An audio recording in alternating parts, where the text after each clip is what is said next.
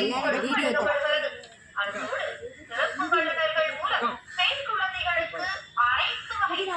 Corporation ஸ்கூல்லேருந்து வரும் அண்ணா சாலையில் ப்ரீகேஜிலேருந்து 5வது வரைக்கும் இருக்குது. இங்கிலீஷ் மீடியம் இருக்குது. ஃபீஸ் வந்து ஃப்ரீ தான்.